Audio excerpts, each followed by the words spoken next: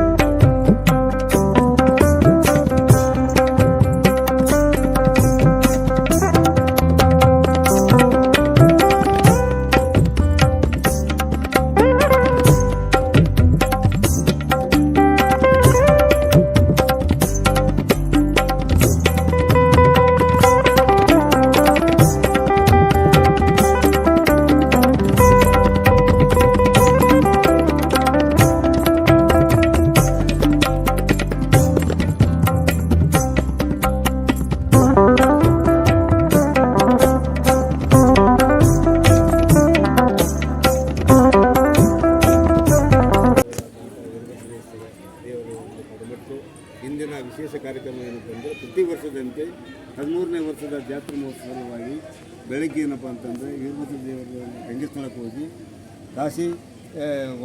ಕಾಶಿ ಕಟ್ಟುವ ಸಲುವಾಗಿ ಅಲ್ಲಿದ್ದ ಗಂಗೆ ಸ್ಥಳದಿಂದ ಪುರವಂತರದಿಂದ ಮೆರವಣಿಗೆ ಮಾಡ್ಕೊಂತ ಬಂದು ಇಲ್ಲಿ ಅಗ್ನಿಕೊಂಡ ಪ್ರವೇಶ ಮಾಡಿ ಅಗ್ನಿಕೊಂಡಲಿಂದ ದೇವರು ಗರ್ಭಗುಡಿ ಒಳಗೆ ಇದು ಮಾಡಿ ಎಲ್ಲ ಇದು ಮಾಡಿ ಸರ್ವಧರ್ಮದವರು ಎಲ್ಲರೂ ತನುಮನದಿಂದ ಅರ್ಪಿಸಿ ಸ್ವಾಮಿಯ ಪಾತ್ರಕ್ಕೆ ಎಲ್ಲರೂ ತನುಮನದಿಂದ ಸೇವೆ ಸಲ್ಲಿಸಬೇಕು. ಹಾಗೂ ಗ್ರಾಮದ ಎಲ್ಲ ಹಿರಿಯರು ಎಲ್ಲ ಜಾತಿ ಭೇದ ಭಾವದಿಂದ ಈ ದೇವರೇನಪ್ಪ ಅಂದ್ರೆ ಭಾವೈಕ್ಯತೆ ದೇವರು ಬಂದಿದೆ, ಅವರು ಇವರು ಅಂತ ಅಂದೇನೆಲ್ಲ ಪ್ರತಿ ವರ್ಷದಿಂದ ಎಷ್ಟು ವರ್ಷದಿಂದ ಪಡ್ಕೊಂತ ಬಂದತೆ.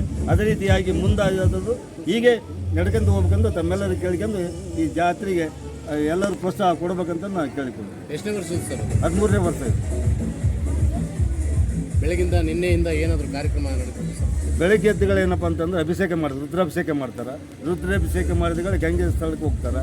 ಗಂಗೆ ಸ್ಥಳದಿಂದ ಪುರವಂತರಲ್ಲಿಂದ ಅದೇನಪ್ಪ ಅಂತಂದ್ರೆ ಅವ್ರನ್ನ ವಾದ್ಯ ವೃಂದಲಿಂದ ಡೋಳು ಸನಾಯಿ ಎಲ್ಲ ವಾದ್ಯಗಳಿಂದ ಅವ್ರನ್ನ ಏನಪ್ಪ ಅಂತಂದ್ರೆ ವೀರಭದ್ರ ದೇವರನ್ನ ಬಂದು ಏನಪ್ಪ ಅಂತಂದ್ರೆ ಅಗ್ನಿ ಕೊಂಡಲ್ಲಿ ಪ್ರವೇಶ ಮಾಡಿ ಏನಪ್ಪ ಅಂತ ಗರ್ಭಗುಡಿ ಒಳಗೆ ಅವ್ರನ್ನ ಏನಪ್ಪ ಅಂದ್ರೆ ಇದು ಮಾಡ್ತಾರೆ, ಸ್ಥಾಪನೆ ಮಾಡ್ತಾರೆ.